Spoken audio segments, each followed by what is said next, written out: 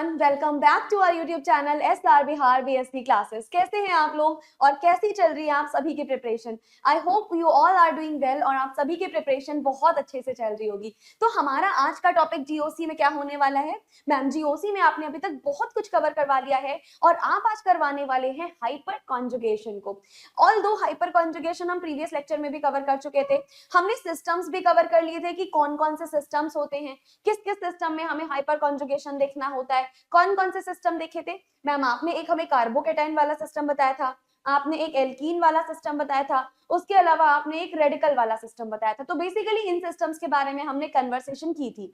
उसके बाद मैंने क्या बताया था मैम, आपने ये बताया था कि जो सबसे ज्यादा इंपॉर्टेंट होता है वो होता है नंबर ऑफ अल्फा हाइड्रोजन्स निकालना, कैलकुलेशन और basically determination of alpha hydrogen. अब ये अल्फा क्या होता है, अगर आपको ये सारी चीजें बेसिक से जाननी है तो सबसे पहले तो अगर आपने प्रीवियस लेक्चर नहीं देखा है तो बेटा पहले प्रीवियस लेक्चर देखिएगा, क्योंकि वहां एक एक चीज बहुत डिटेल में करवाई हुई है।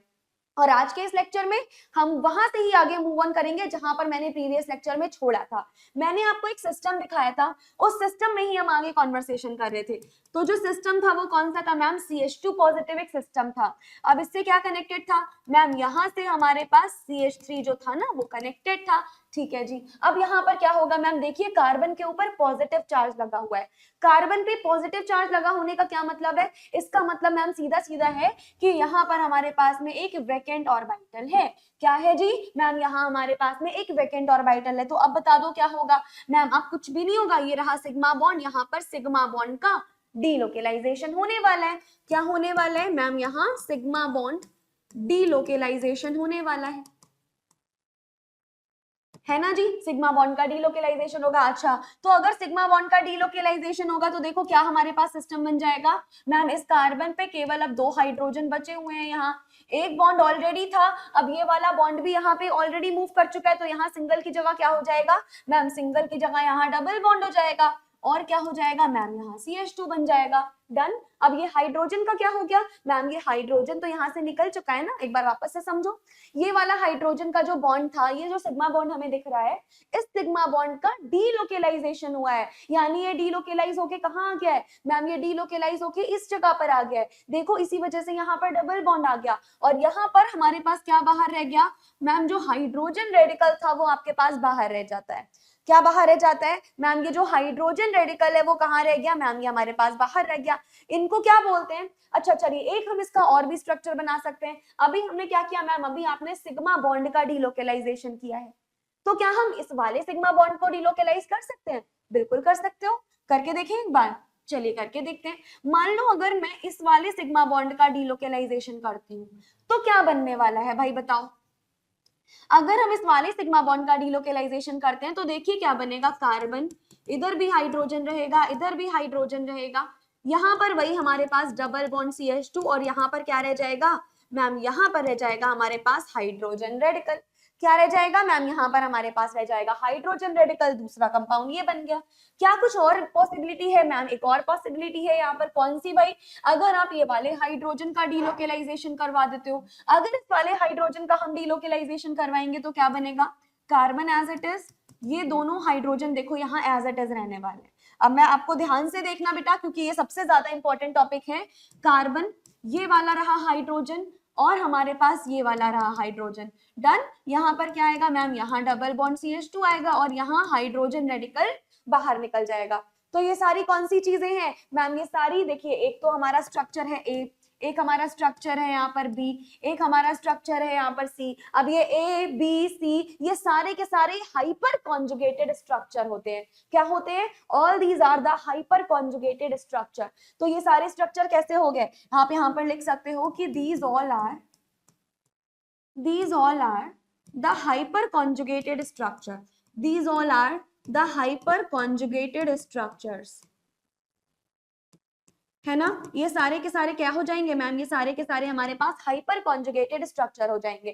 तो जरा मुझे बताओ कि इस ओवरऑल मॉलिक्यूल में कितने हाइपर कॉन्जुगेटेड स्ट्रक्चर हमें दिख रहे हैं? देखो 1, 2, 3 एंड 4। कितने हाइपर कॉन्जुगेटेड स्ट्रक्चर दिख रहे हैं मैम? यहाँ पर तो हमें 4 हाइपर कॉन्जुगेटेड स्ट्रक्चर दिख रहे हैं। ओवरऑल कितने हाइपर कॉन्जुगेटेड स्ट्रक्चर है मैम? ये कंपाउंड तो हमें ऑलरेडी से दिया हुआ था, इसमें 3 तो थे अल्फा हाइड्रोजन। अब अल्फा हाइड्रोजन कैसे निकाला अभी बताऊंगी। स्ट्रक्चर कितने बने मैम? एक स्ट्रक्चर ये बना, दूसरा स्ट्रक्चर ये बना, तीसरा ये बना और चौथा ये बना। तो how many hyper conjugated structures are there? बताइएगा, how many hyper conjugated structures are there? बहुत इजी सवाल है ये और बहुत इंपॉर्टेंट भी है। यहाँ पर आप सीधा सीधा लिख दोगे कि 4 hyper conjugated structures are there.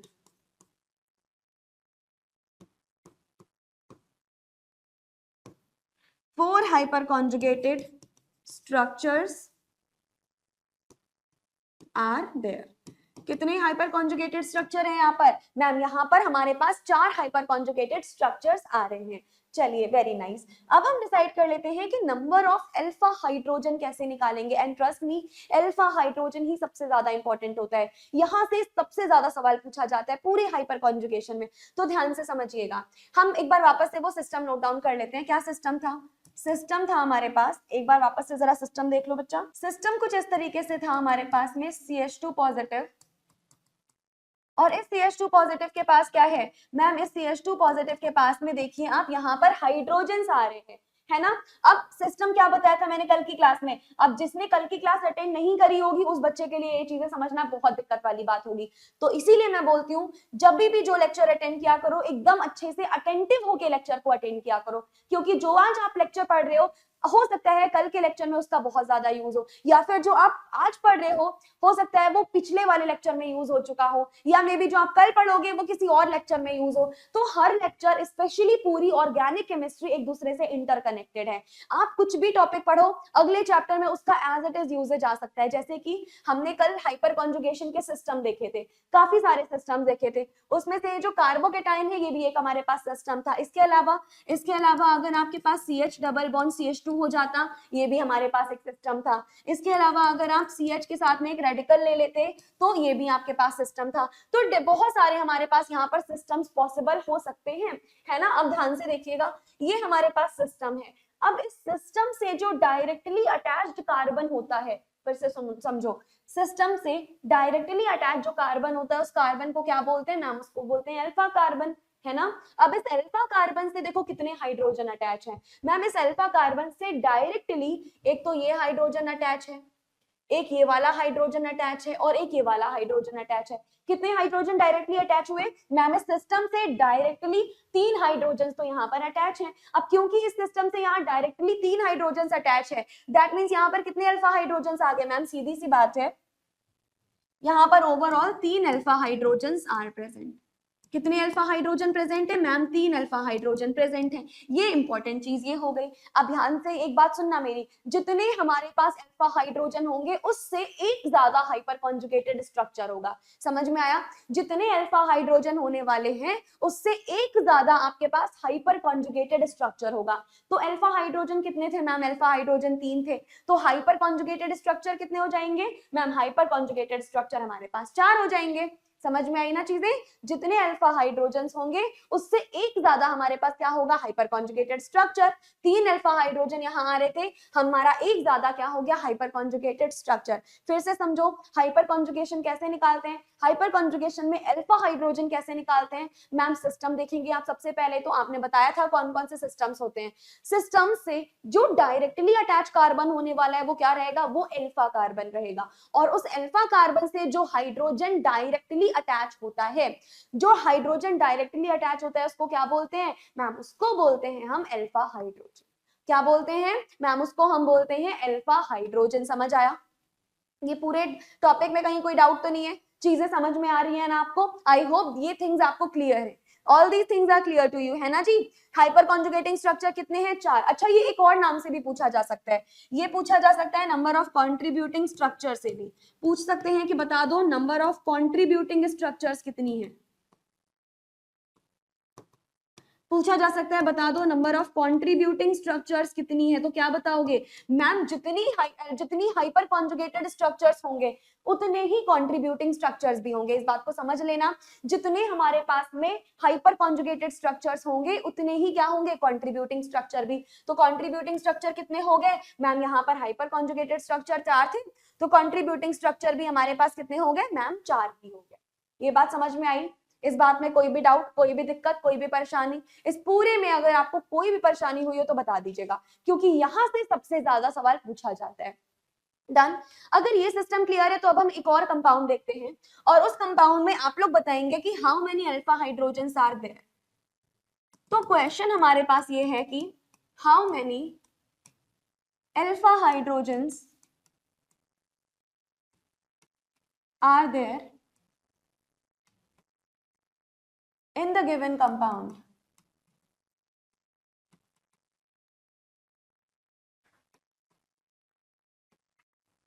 एक हमें कंपाउंड दिया है और हमसे पूछा है कि उस कंपाउंड में कितने अल्फा हाइड्रोजन होने वाले हैं। ठीक है जी, देखो कंपाउंड क्या गिवन है, बहुत इजी सा कंपाउंड गिवन है। क्या गिवन है मैम, हमें सबसे पहले तो एक एल्कीन दे रखी है। डन। अब इस एल्कीन के पास में क्या दिया हुआ है मैम, इस एल्कीन के पास में डायरेक्टली अटैच हमारे पास एक CH3 है, और क्या दिया हुआ है मैम, और हमें CH2 CH3 यहाँ पर दिया हुआ है। यानी मैम यहाँ पर तो आपको मिथाइल ग्रुप दे रखा है, यहाँ इथाइल ग्रुप दे रखा है, और बाकी दोनों तरफ भी हमको इथाइल ग्रुप दे रखा है, that is CH2 CH3 and CH2 CH3। हमें क्या कैलकुलेट करना है मैम, हमें तो ये कैलकुलेट करना है कि कितने अल्फा हाइड्रोजन्स होने वाले हैं। तो सबसे पहले तो इसमें देखना ये है हमें कि सिस्टम कौन सा होने वाला है। सिस्टम क्या होने वाला है मैम, sp2 के बगल में कभी भी sp3 कार्बन होता है तब वहां क्या लगता है, ध्यान से समझिएगा। अगर हमारे पास कोई sp2 कार्बन एटम है, अगर हमारे पास में कोई sp2 कार्बन एटम है और sp2 कार्बन एटम के बगल में अगर sp3 कार्बन एटम होगा, तब हमेशा वहां पर हाइपर कॉन्जुगेशन अप्लाई किया जाता है। तब हमेशा क्या होता है मैम, हमेशा वहां पर हाइपर कॉन्जुगेशन को अप्लाई किया जाता है। क्या किया जाता है मैम, तब तक वहां हाइपर कॉन्जुगेशन को अप्लाई किया जाता है। समझ में आई ये बात? अब ध्यान से मेरी बात सुनो मैम, हाइब्रिडाइजेशन क्या होता है, हमें थोड़ा सा दिक्कत आ रही है समझने में, हमें समझ में नहीं आ रहा है। तो बच्चा इस टॉपिक के जस्ट बाद एक बार हमारे इफेक्ट्स खत्म हो जाएं, हम तुरंत हाइब्रिडाइजेशन पे मूव ऑन करने वाले हैं। ये जो हाइब्रिडाइजेशन है ना, हाइपर कॉन्जुगेशन में आपने ये हाइब्रिडाइजेशन कैसे लगा दिया, sp2 sp3 क्या होता है, इसको हाइब्रिडाइजेशन बोलते हैं। जैसे ये टॉपिक खत्म होगा मैं तुरंत कहाँ मूव करूंगी, मैं तुरंत अपने हाइब्रिडाइजेशन वाले कॉन्सेप्ट पे मूव ऑन करूंगी। अब देखो बेटा ध्यान से समझो, हमें जो कंपाउंड दे रखा है उस कंपाउंड में बताना है आपको कि कौन सा हमारा अल्फा हाइड्रोजन होने वाला है। तो समझिए ये क्या गिवन है मैम, ये हमें एल्कीन गिवन है, और आप मान लो कि ये सिस्टम है। अब ये जो हमें एल्कीन गिवन है क्या है मैम, ये जो एल्कीन गिवन है ना, मान लेते हैं कि ये सिस्टम है। मैं इस पे अंडरलाइन कर देती हूँ,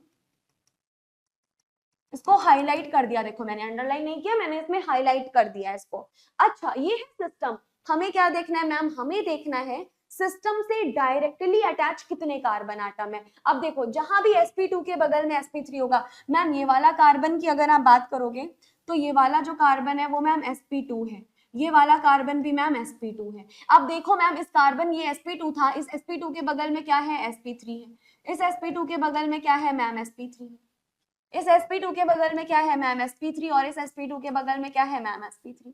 यानी इन सभी जगह पर हाइब्रिडाइजेशन हाइपर कॉन्जुगेशन पाया जा सकता है, बिल्कुल पाया जा सकता है। अब हम देखते हैं, जरा ध्यान से समझिएगा।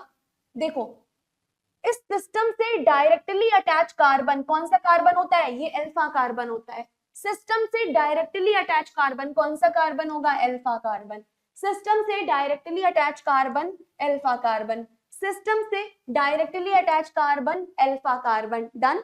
और अल्फा कार्बन से जो हाइड्रोजन डायरेक्टली कनेक्टेड होगा, अल्फा कार्बन से जो हाइड्रोजन डायरेक्टली कनेक्टेड होगा उसको क्या बोलेंगे मैम, अल्फा हाइड्रोजन बोल दो आप। तो अल्फा कार्बन से जो हाइड्रोजन कितना कनेक्टेड है मैम, 2 हाइड्रोजन तो ये कनेक्टेड है, 2 हाइड्रोजन ये कनेक्टेड है, 2 हाइड्रोजन ये कनेक्टेड है, और 3 हाइड्रोजन ये कनेक्टेड है। तो ओवरऑल कितने हाइड्रोजन आ गए, बता दो भाई, ओवरऑल कितने हाइड्रोजन आ गए, 2 2 4 5 6 7 8 9। तो कितने अल्फा हाइड्रोजन आ गए ma'am, 9 alpha hydrogen are present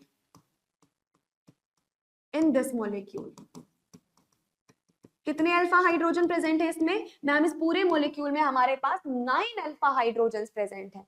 कितने प्रेजेंट है बच्चा? मैम 9 अल्फा हाइड्रोजन यहाँ पर इस मोलिक्यूल में प्रेजेंट है। बहुत बढ़िया, इतनी चीजें तो मैं समझ चुकी। अब मुझे बताइएगा जरा कितने हाइपर कॉन्जुगेटेड स्ट्रक्चर्स, पूरा ही लिख देती हूँ नहीं तो किसी बच्चे को डाउट हो तो, कितने हाइपर कॉन्जुगेटेड स्ट्रक्चर प्रेजेंट है? How many hyper conjugated structures are present? How many hyper conjugated structures are present? Ma'am आपने हमें बता रखा है कि जितने अल्फा हाइड्रोजन होते हैं उनसे एक ज्यादा हाइपर कॉन्जुगेटेड स्ट्रक्चर होता है। तो यहाँ अल्फा हाइड्रोजन कितने हैं मैम? 9 है। तो हाइपर कॉन्जुगेटेड स्ट्रक्चर मैम एक ज्यादा होने वाला है। कितने हाइपर कॉन्जुगेटेड स्ट्रक्चर होने वाले हैं मैम? 10 हाइपर कॉन्जुगेटेड स्ट्रक्चर होने वाले हैं। इसी को और क्या पूछा जा सकता है? इसी को पूछा जा सकता है और कॉन्ट्रीब्यूटिंग स्ट्रक्चर। इसी को और क्या पूछा जा सकता है? इसी को और कॉन्ट्रीब्यूटिंग स्ट्रक्चर भी बोला जा सकता है। How many contributing structure do we have? Ma'am जितने हाइपर कॉन्जुगेटेड स्ट्रक्चर होते हैं उतने ही कॉन्ट्रीब्यूटिंग स्ट्रक्चर भी होते हैं। तो हमारे पास 10 ही कॉन्ट्रीब्यूटिंग स्ट्रक्चर भी होंगे। समझ में आई? हाइपर कॉन्जुगेटिंग स्ट्रक्चर भी 10 हुए, कॉन्ट्रीब्यूटिंग स्ट्रक्चर भी 10 हुए। ऐसा क्यों हुआ? क्योंकि मैम 9 अल्फा हाइड्रोजन यहाँ पर प्रेजेंट है। समझ में आ गया ना? कोई दिक्कत तो नहीं है? कितने प्रेजेंट है मैम? 9 अल्फा हाइड्रोजन यहाँ पर प्रेजेंट है। अब एक बुक है, बहुत ही अच्छी बुक है, इस बुक का मैं एक क्वेश्चन करवाती हूँ आपको, और ये आपके बीएससी के एग्जाम में एज इट इज आने की बहुत ज्यादा संभावना है। क्वेश्चन नोट कर लेती हूँ सबसे पहले तो मैं क्वेश्चन नोट करती हूँ। ये क्वेश्चन एज इट इज बेटा आपकी बुक में आ सकता है, आपके एग्जाम में एज इट इज ये क्वेश्चन गिवन हो सकता है। देखो हमारे पास क्वेश्चन है, which of the following canonical structure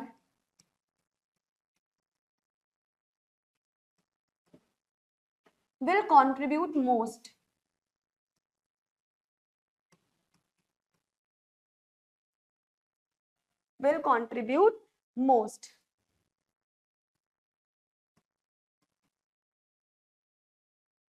हमें यहां पर क्या गिवन होगा मैम? हमें यहां पर कुछ कुछ कॉनिकल स्ट्रक्चर्स गिवन होंगे टुवर्ड्स रेजोनेंस। और ये कहां का सवाल है? जरा मुझे कमेंट में लिखकर बताना, जरा मुझे कमेंट करके बताइएगा कि ये सवाल मैंने लिया कहां से है, कहां से मैंने ये सवाल लिया है। हमसे पूछा जा रहा है which of the following canonical structure will contribute most to the resonating structure। देखो रेजोनेटिंग स्ट्रक्चर हमें क्या गिवन है मैं बता देती हूँ आपको। रेजोनेटिंग स्ट्रक्चर हमें कुछ इस प्रकार से गिवन है कि we are having CH2 double bond CH, single bond CH, double bond CH2 minus. ठीक है, इसी का दूसरा रेजोनेटिंग स्ट्रक्चर यानी दूसरा कैनोनिकल क्या गिवन है? हमें गिवन है CH2 minus, single bond CH, double bond CH, single bond CH2 positive. ठीक है जी, हमें ये मान लो कैनोनिकल स्ट्रक्चर गिवन है A, ये कैनोनिकल स्ट्रक्चर गिवन है B, और नेक्स्ट कैनोनिकल क्या गिवन होगा? नेक्स्ट गिवन है हमारे पास में CH2 minus, single bond CH plus, single bond CH, double bond CH2। आपका एक बहुत बढ़िया रिवीजन हो जाएगा। और ऐसा समझो अगर ये क्वेश्चन आ गया तो ये क्वेश्चन आपको लॉन्ग में देखने को मिलेगा। अगर ये क्वेश्चन आ गया तो ये आपको लॉन्ग में देखने को मिलेगा। जल्दी से बता दीजिए इसका क्या आंसर या फिर इसका क्या सॉल्यूशन होना चाहिए। बता दो भाई, इसका क्या आंसर होना चाहिए या फिर इसका क्या सॉल्यूशन होना चाहिए। पहले तो ये बता दीजिए कि क्वेश्चन बिलोंग कहां से कर रहा है।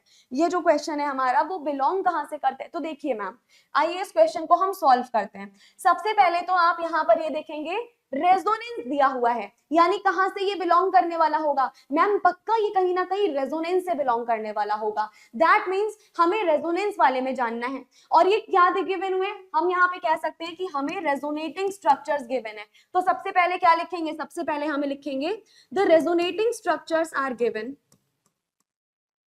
The resonating structures are given. क्या गिवन है हमें? The resonating structures are given and we know that और हम क्या जानते हैं मैम, आपने हमें बहुत पहले से ही बता दिया था और मैंने याद करो तब भी मैंने ये चीज बोली थी कि ये बहुत इंपॉर्टेंट टॉपिक बता रही हूं मैं। जितना ज्यादा कंट्रीब्यूशन, अच्छा कंट्रीब्यूशन कैसे निकालेंगे, कैसे निकालेंगे कि इस रेजोनेटिंग स्ट्रक्चर का ज्यादा कंट्रीब्यूशन है कि कम कंट्रीब्यूशन है, क्योंकि मैम कंट्रीब्यूशन जो होता है ना वो डायरेक्टली डिपेंड होता है on the stability of resonating structure.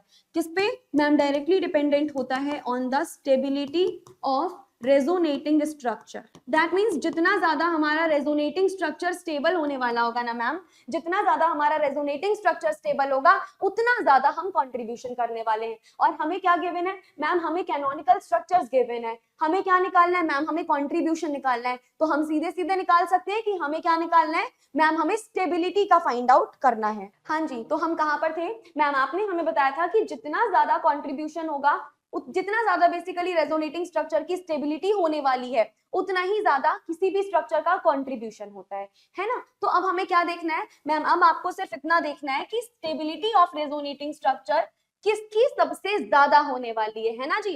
तो आपका हमारा टारगेट क्या होने वाला है मैम? अब आपका टारगेट होगा कि स्टेबिलिटी ऑफ रेजोनेटिंग स्ट्रक्चर कैसे निकालें। स्टेबिलिटी ऑफ रेजोनेटिंग स्ट्रक्चर हम कैसे फाइंड आउट करें, ये हमारा मैम टारगेट रहने वाला है। तो समझिएगा बच्चा, स्टेबिलिटी ऑफ रेजोनेटिंग स्ट्रक्चर हम कैसे आइडेंटिफाई करेंगे, देखिएगा। सबसे पहले क्या देखते हैं मैम? जो आपने बताया था हमें, जो सबसे पहली प्रायोरिटी होती है वो किसको गिवन होती है? सबसे पहले हम देखते हैं मैम नंबर ऑफ चार्जेस को। सबसे पहले किसको देखेंगे मैम? सबसे पहले हम देखेंगे नंबर ऑफ चार्ज को।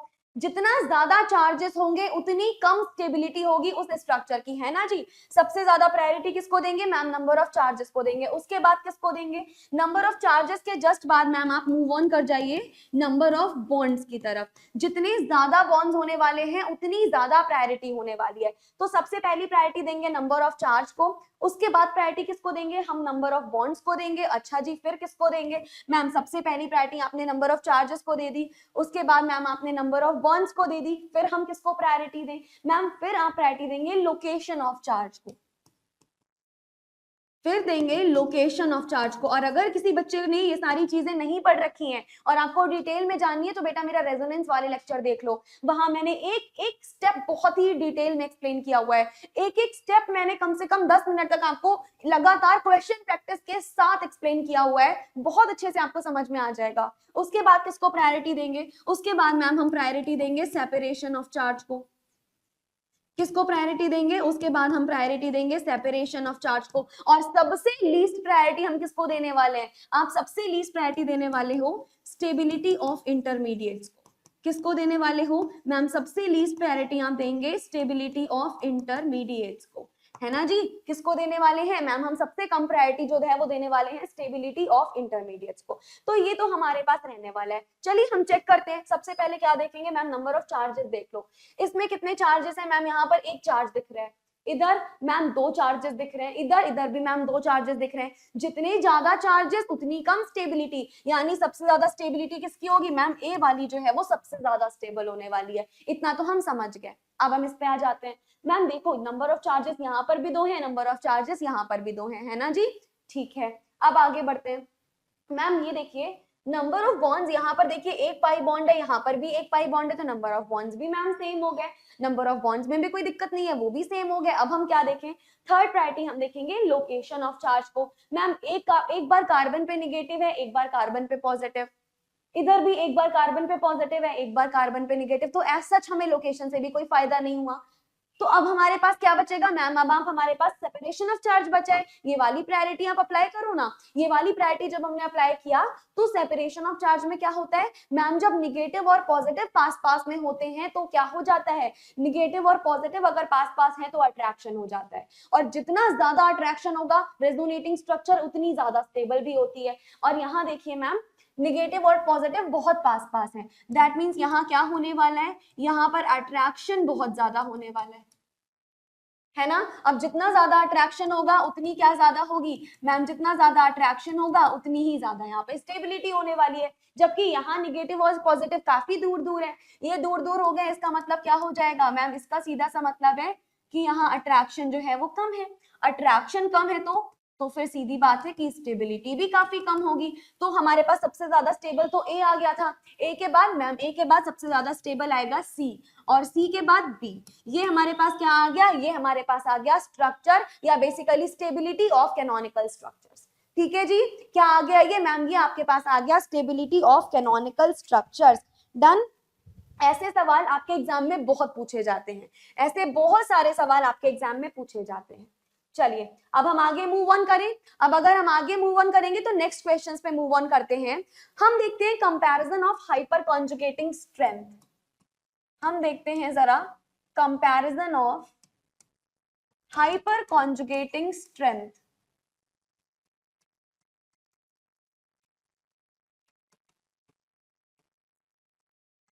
किस तरीके से हाइपर कॉन्जुगेटिंग स्ट्रेंथ को हमें कंपेयर करना है, या हाइपर कॉन्जुगेटिंग स्ट्रेंथ को हम किसी अलग अलग कंपाउंड में किस तरीके से कंपेयर कर सकते हैं, मैम आप ये बता दीजिए। ठीक है, समझते हैं। देखो सबसे पहले तो देखो हमने क्या किया, हमारे पास में CH2 पॉजिटिव है ना। अब यहाँ पर हमने एक बार कार्बन हाइड्रोजन लगा दिया, ये रहा सिस्टम। सिस्टम के बाद हमने कार्बन हाइड्रोजन लगा दिया। अभी देखो यहाँ पर हमने एक और बार सिस्टम लिया CH2 पॉजिटिव।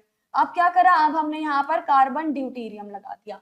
ठीक है जी, अब बताओ। उसके बाद मैम फिर से हमने यहाँ पर CH2 पॉजिटिव लिया है और अब हमने क्या करा है मैम, अब आपने कार्बन ट्रीडियम लगा दिया है। अब समझना ध्यान से, इधर मैम किसका डीलोकेलाइजेशन करने वाले, इधर बेटा हम हाइड्रोजन का डीलोकेलाइजेशन करेंगे, इधर किसका करेंगे, ड्यूटेरियम का डीलोकेलाइजेशन, और इधर कार्बन ट्रीडियम बॉन्ड का डीलोकेलाइजेशन। अच्छा ये होते क्या है, अगर किसी बच्चे को नहीं पता है तो मैं दोबारा से बता देती हूँ कि these all are the isotopes of hydrogen. क्या होते हैं ये मैम, ये होते हैं आइसोटोप्स ऑफ हाइड्रोजन।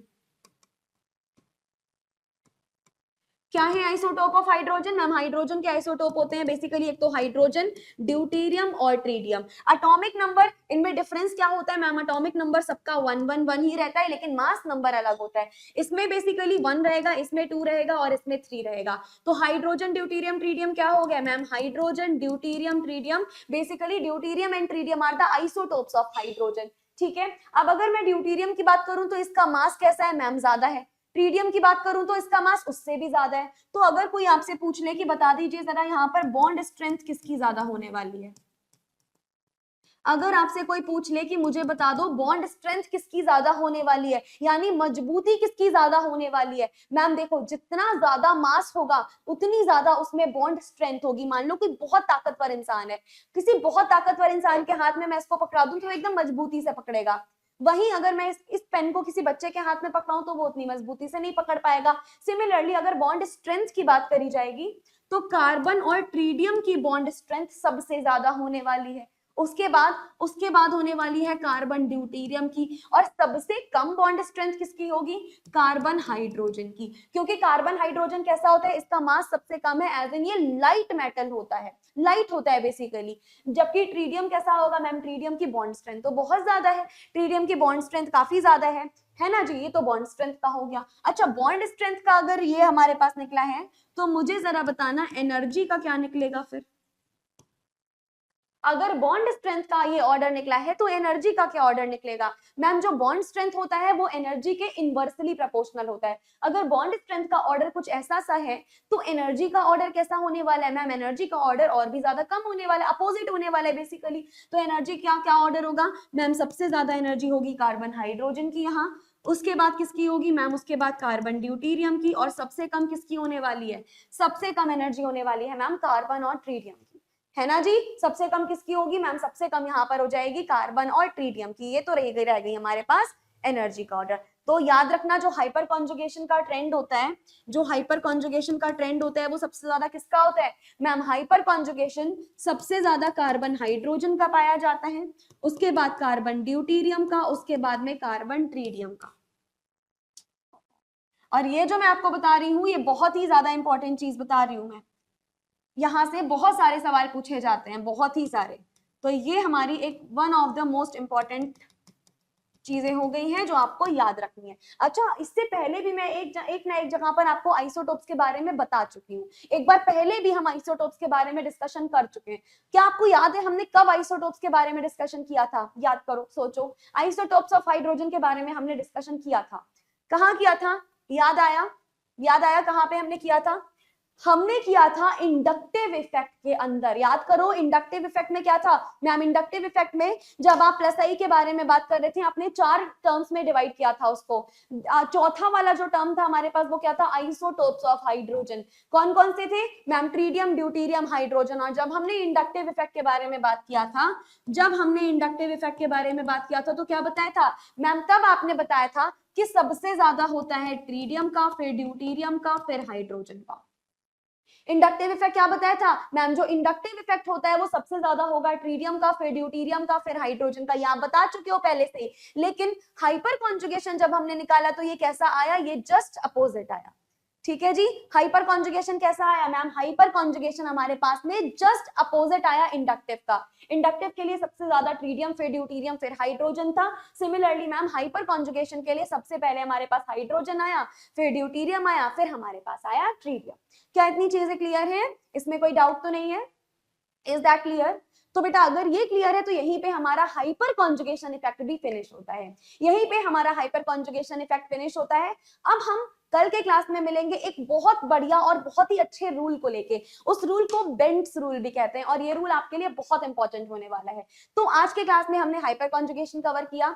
हमने क्या किया, हाइपर कॉन्जुगेशन के साथ साथ उसके क्वेश्चन प्रैक्टिस भी किए। अब हम मिलते हैं अगले लेक्चर में जहां पर हम एक अगले टॉपिक को डिस्कस करने वाले हैं। तो that's it for today's lecture. See you soon in another video. तब तक के लिए thank you so much. Take care and all the best.